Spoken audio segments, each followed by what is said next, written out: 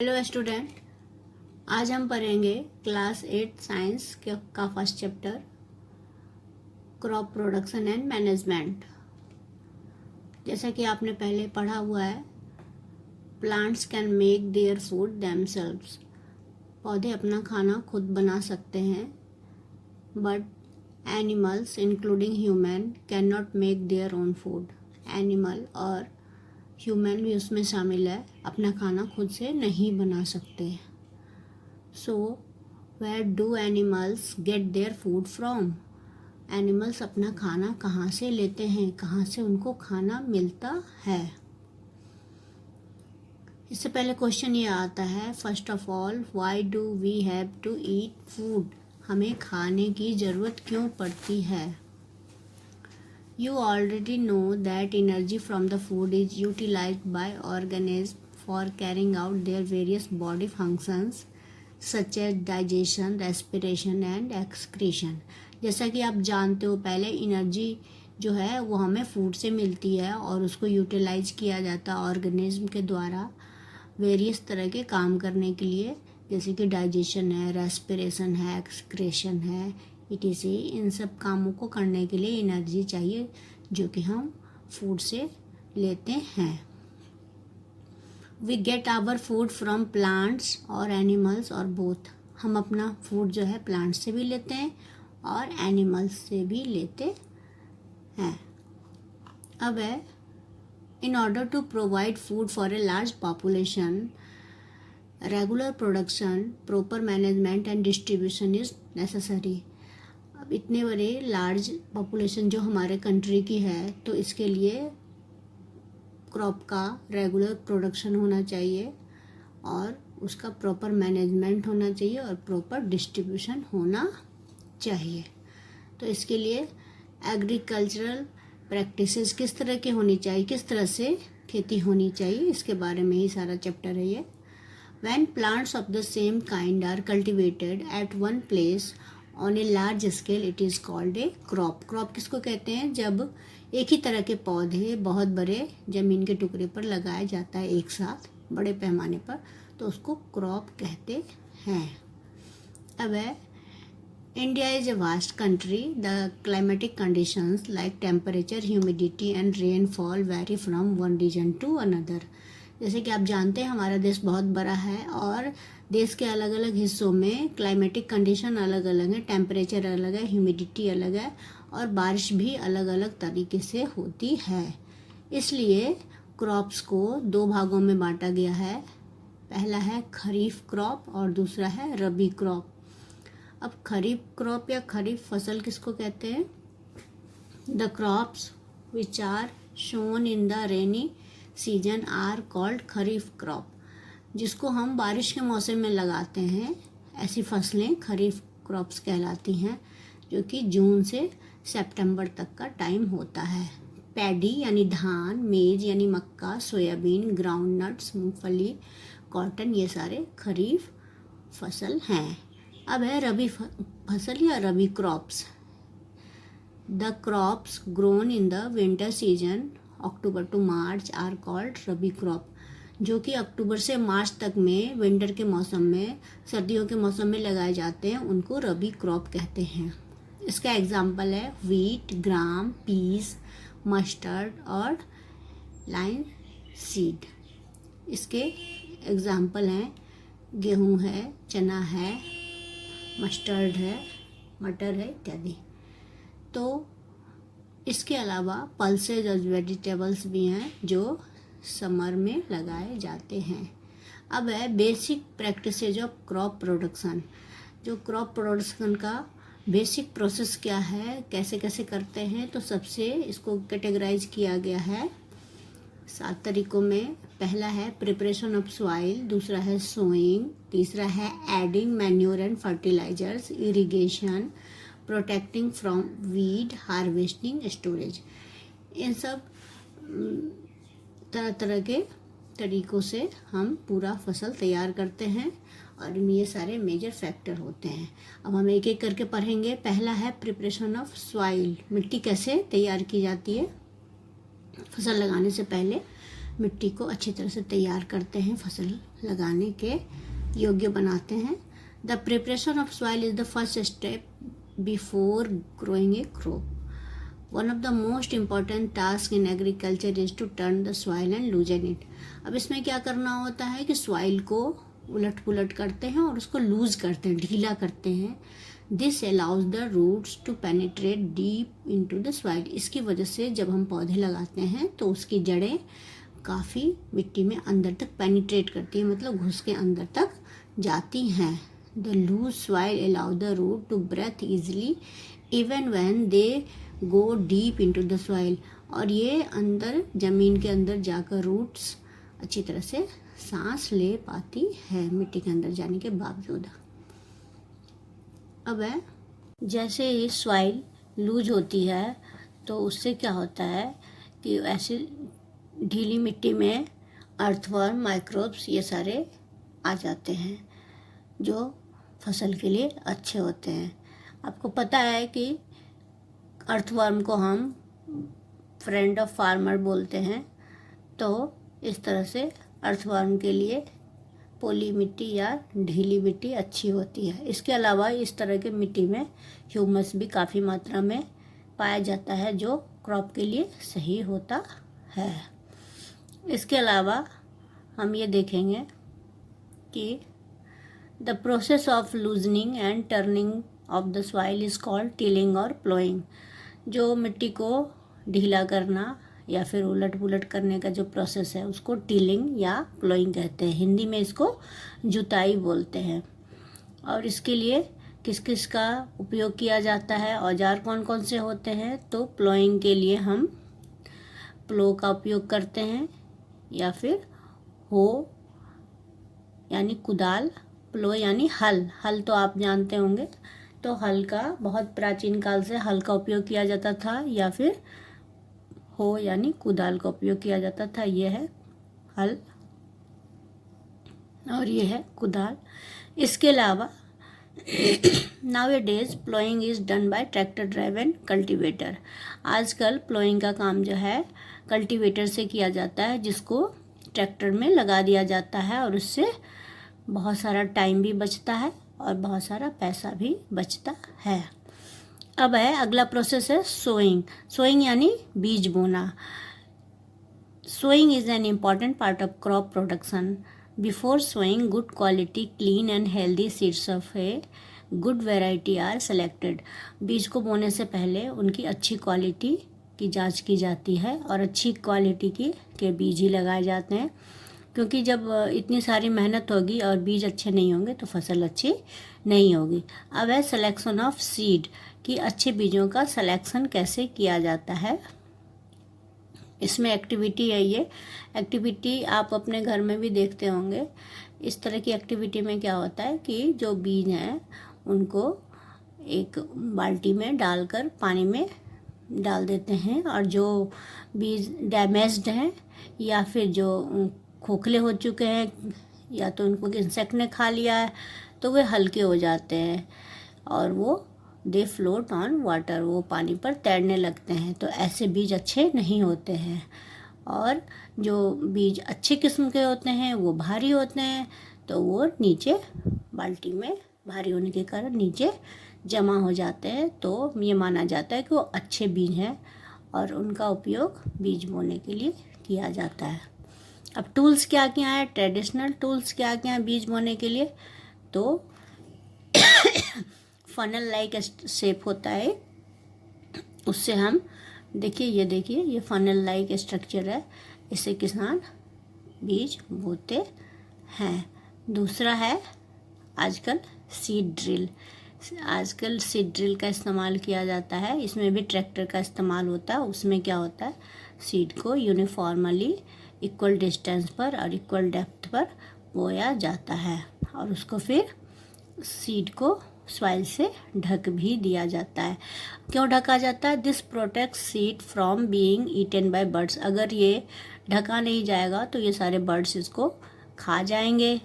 और sowing by using a seed drill saves time and labour. और इसका उपयोग करने से सीड ड्रिल का उपयोग करते हैं तो उससे काफ़ी टाइम की बचत होती है।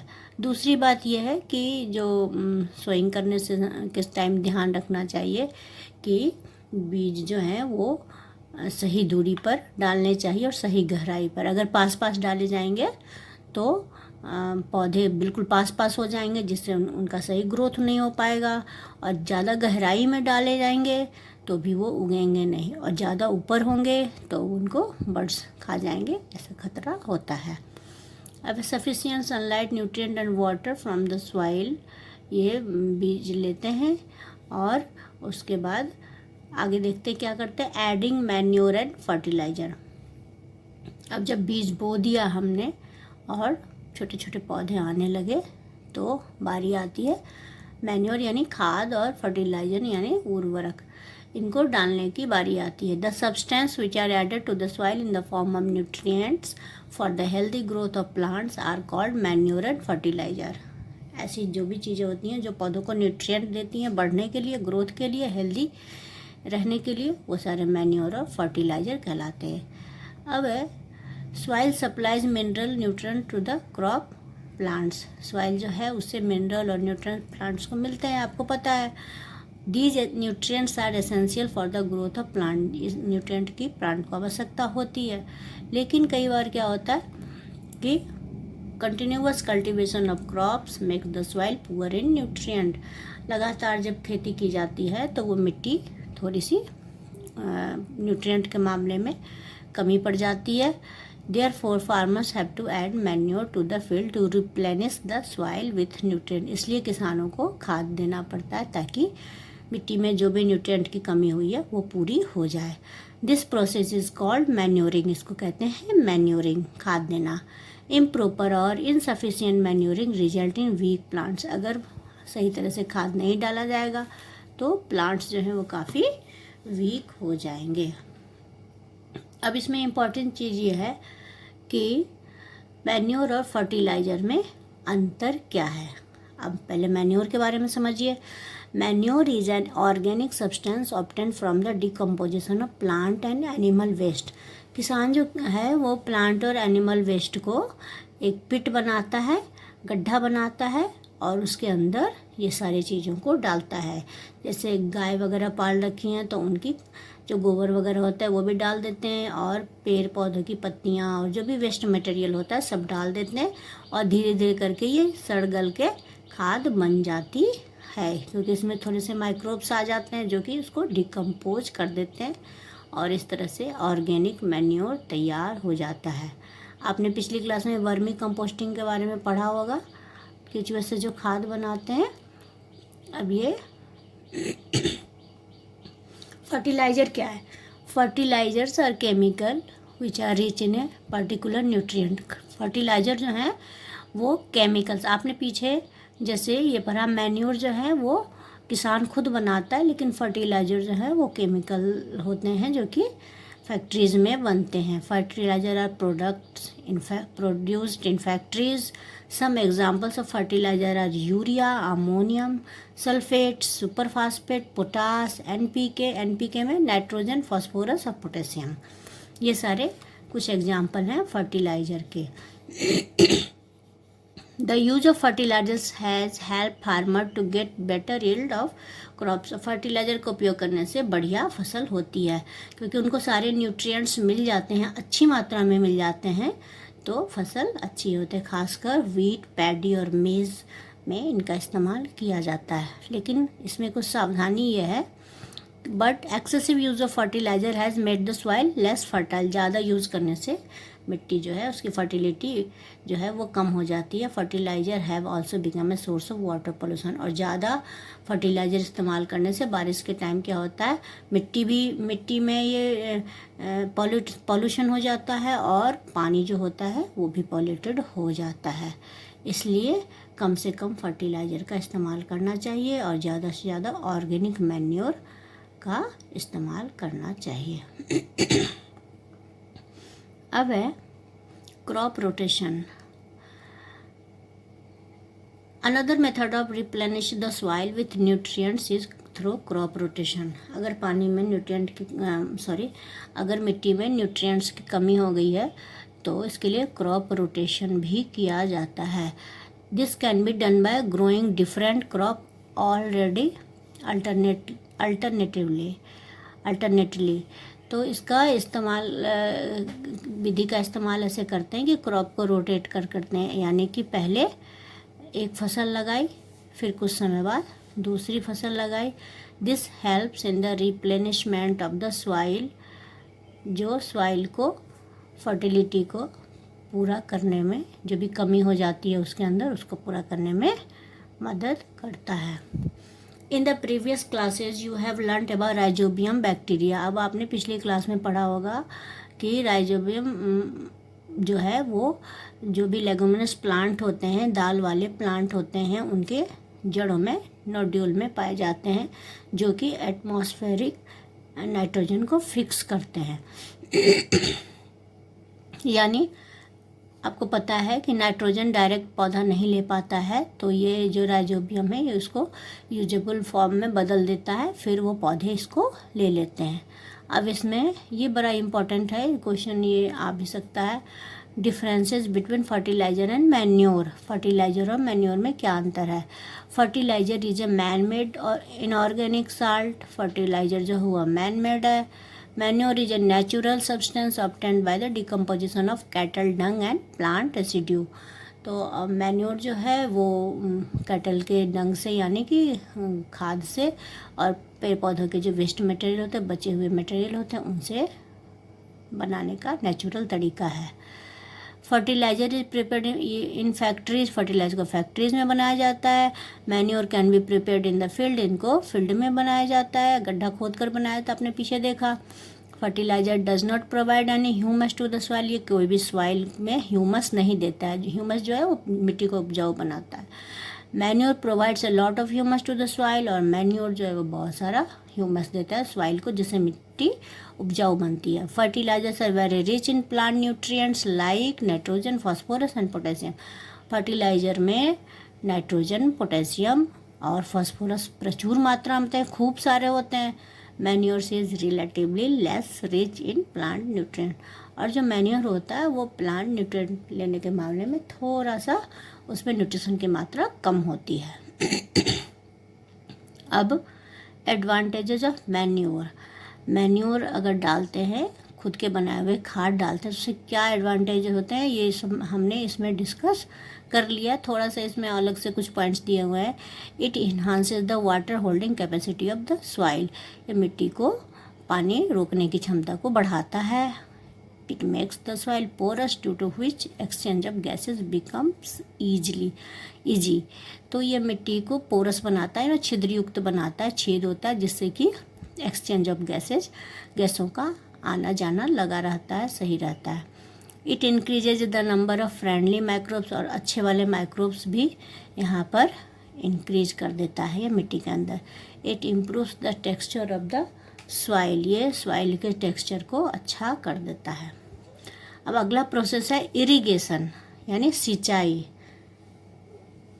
सिंचाई है all living being need water to live. आपको पता है कि जब हम फसल लगाएंगे, क्रॉप प्रोडक्शन करेंगे, तो इरिगेशन तो सबसे इम्पॉर्टेंट फैक्टर है।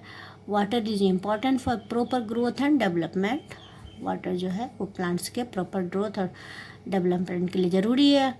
Water is absorb by the plant root along with water, minerals and fertiliser are also absorbed.